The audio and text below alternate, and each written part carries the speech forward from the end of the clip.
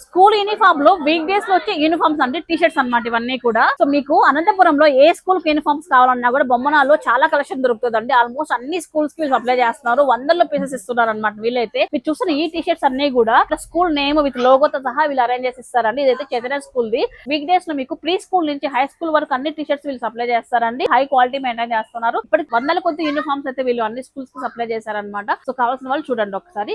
అలాగే ఇది T shirt కి మనకు కాంబినేషన్ మనకు బాటమ్ వచ్చేటప్పటికి ఇలా వస్తుంది, ప్యాంట్ షార్ట్ వస్తుంది, ఫుల్ లెంత్ వస్తుందండి. బొమ్మనాలో యూనిఫామ్ ఒకటే కాదండి, ladies wear, kids wear, men's wear పరంగా స్పెషల్ కలెక్షన్ దొరుకుతుంది.